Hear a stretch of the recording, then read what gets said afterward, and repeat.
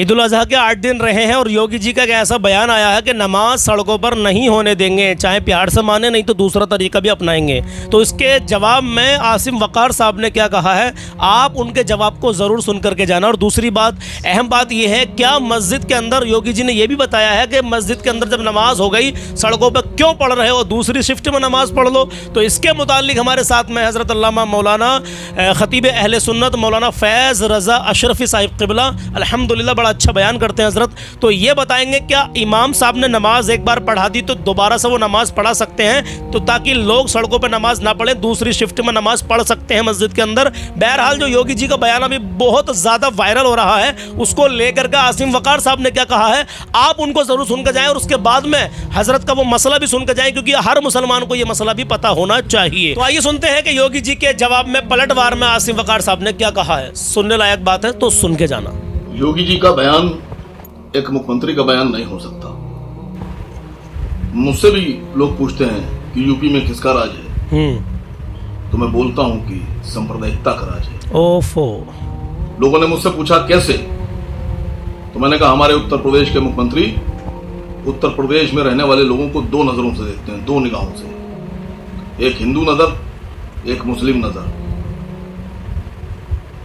वो उत्तर प्रदेश जिसके मुख्यमंत्री ये कह रहे हैं कि हमारे उत्तर प्रदेश में सड़कों पे नमाज नहीं हो सकती जी, नमाज पढ़ना है तो दो शिफ्टों में पढ़ो, उन्हीं मुख्यमंत्री के उत्तर प्रदेश में मैं राजधानी लखनऊ की बात कर रहा हूं जी, कि बड़े हनुमान जी का मंदिर लखनऊ यूनिवर्सिटी के सामने पूरी की पूरी एक सड़क परमानेंटली बंद करके मंदिर को दे दी गई।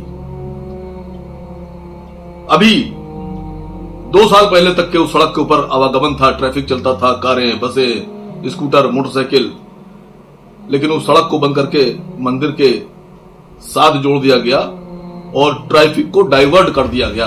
इधर से जाएंगे लेकिन सामने से नहीं जा सकते। ये कानून का राज है कि मुसलमान तो नमाज नहीं पढ़ सकता सड़क पर, लेकिन पूरी सड़क बंद करके मंदिर के हवाले कर दी गई। दूसरी बात इसी राजधानी लखनऊ में बता रहा हूं कि जिसको लोग समझते हैं कानून का राज है, नाका चौराहे पर एक ओवर ब्रिज बना है।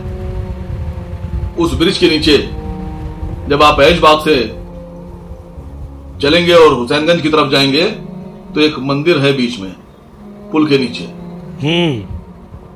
उस मंदिर की वजह से पूरी की पूरी सड़क डाइवर्ट कर दी गई है। ऐसे करके जाते हैं लोग, ऐसे करके, लेकिन उस रोड को बंद कर दिया गया क्योंकि उसके ऊपर मंदिर बना था, सड़क के ऊपर, सरकार की जमीन के ऊपर। और योगी जी बता रहे हैं कि कानून का राज। कभी सोचिएगा दिल पर हाथ रख के कि जिनको आप कह रहे हैं कि शिफ्टों में नमाज पढ़ो, सड़क पर नहीं पढ़ने देंगे, तो आप साफ साफ बोलिए ना कि आप मुसलमानों के मुख्यमंत्री नहीं हैं, आप हिंदुओं के मुख्यमंत्री हैं। आपको बोलना चाहिए, हमें बुरा नहीं लगेगा। बहुत बड़ी बात कह दी है। तो आप इस पर क्या कहना चाहेंगे? क्या वाकई मुसलमान जब मस्जिद, देखिए मुसलमान खामोखामा नमाज बाहर नहीं पढ़ता सड़क पे।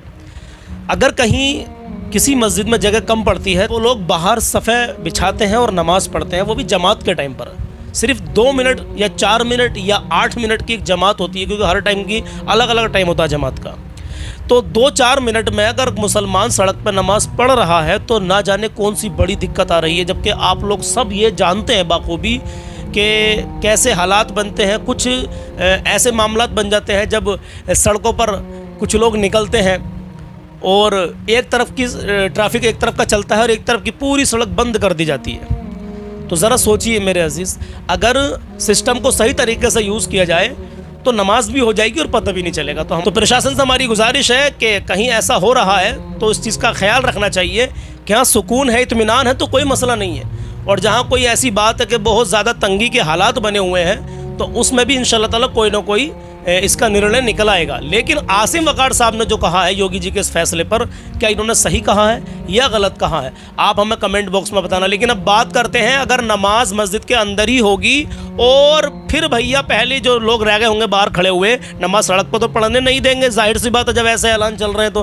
क्यों जीशान भाई, माशाल्लाह शायर इस्लाम जीशान भाई हमारे साथ में है, और आप लोग कहते हैं कि शाम की वीडियो में भी सलमान भाई नाज शरीफ पढ़ा करो, तो 2-3 शेर हमारे आज जीशान भाई पढ़ेंगे इंशाल्लाह, बहुत अच्छी आवाज़ के मालिक हैं। तो मेरा कहने का मतलब ये है कि पहली शिफ्ट में नमाज़ पढ़ ली, अब दूसरी शिफ्ट में नमाज़ पढ़ेंगे, तो क्या जो इमाम साहब ने पहले नमाज़ पढ़ाई है जमात के साथ में, तो क्या वही इमाम साहब दूसरी शिफ्ट में नमाज़ पढ़ाएंगे या नहीं पढ़ाएंगे? जी मौलाना फैज़ रज़ा अशरफी साहब, बस शॉर्टकट में जवाब दीजिएगा इस बात का कि ये कहाँ तक ये मसला दुरुस्त है कि वही इमाम नमाज़ पढ़ा देगा दूसरी बार लोगों को, या कोई और दूसरा इमाम आएगा?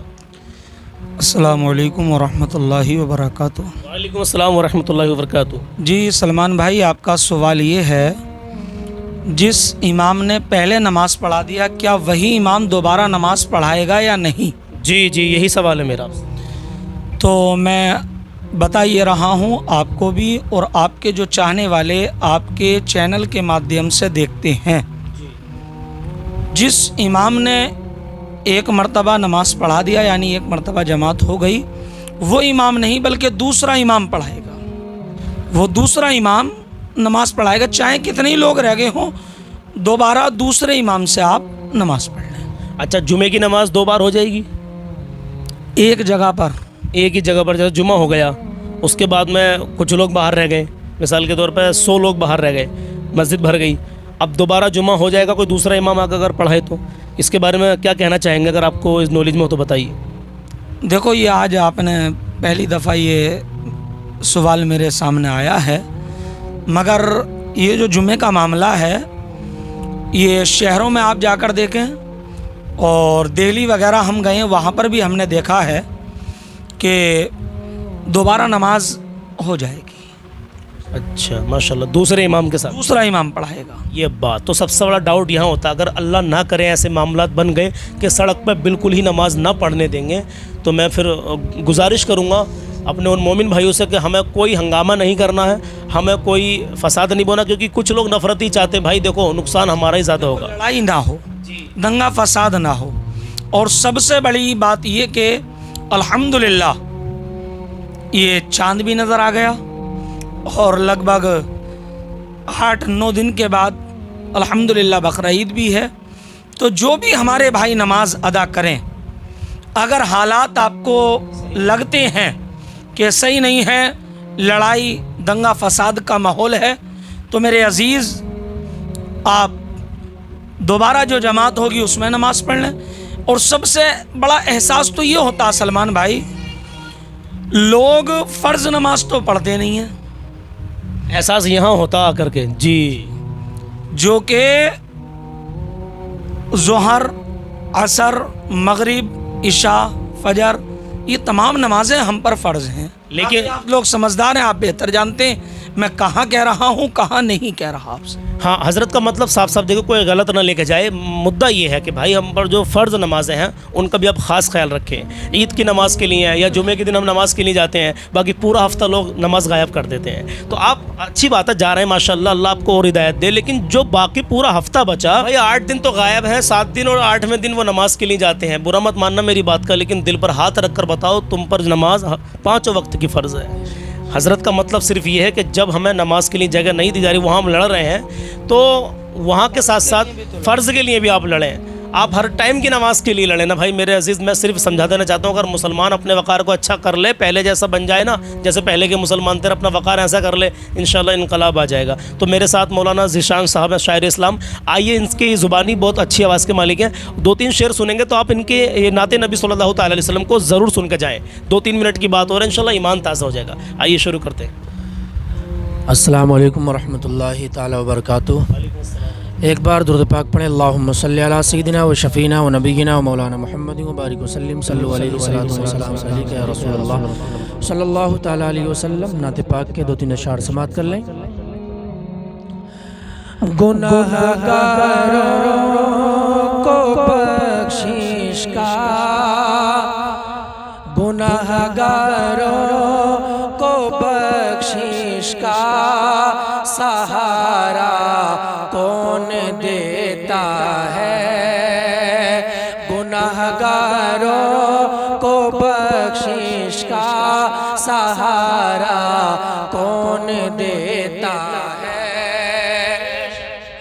गुनाहगारों को बख्शिश का सहारा कौन देता है?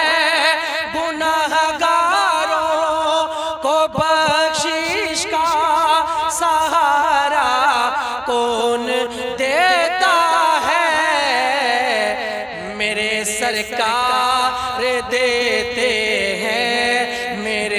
सरकार देते हैं सहारा कौन देता है, मेरे सरकार देते हैं सहारा कौन देता है।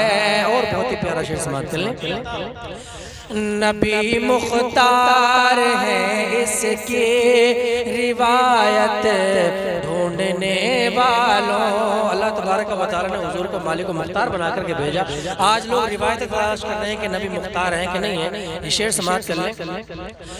नबी मुख्तार है इसके रिवायत ढूंढने वालों, नबी मुख्तार है इसकी रिवायत ढूंढने वालों, नबी मुख्तार है इसकी रिवायत ढूंढने वालों। जरा बतलाओ जरा बतलाओ तो जाबे को बेटा कौन देता है, जरा बतलाओ तो जाबे को बेटा कौन देता है। आखिरी शेर समाप्त करने दुआओं के साथ। मेरे सरकार की रहमत खदीजा पाक से पूछो, मेरे सरकार की रहमत खदीजा पाक से पूछो, मेरे सरकार की रहमत खदीजा पाक से पूछो। ज़माने में किसी बेवा, ज़माने में किसी बेवा को रिश्ता कौन देता है, ज़माने में किसी बेवा को रिश्ता कौन देता है। गुनाहगारों को बख्शिश का सहारा कौन देता है, मेरे सरकार देते हैं सहारा कौन देता है। वालेकुम अस्सलाम वरहमतुल्लाह। माशाअल्लाह ज़िसान भाई ने बड़े अच्छे अंदाज में कलाम पढ़ा। अल्लाह इनके पढ़ने को हमारे सुनने को और आप सबके सुनने को अपनी बातों कबूल मंजूर फरमाए। आमीन या रब्बल आलमीन। इंशाअल्लाह मिलते हैं अगले किसी नए पैगाम में। इस वीडियो को लाजमी आकर शेयर जरूर करना, क्योंकि इसमें 2-3 पैगाम बहुत अहम है मेरे अजीज, वो लोगों तक पहुंचने चाहिए। तो अल्लाह की रज़ा के लिए वीडियो को आगे पहुंचाएं। अल्लाह हाफिज़, अपना ख्याल रखिएगा। मिलते हैं अगले पैगाम में। अस्सलाम वालेकुम।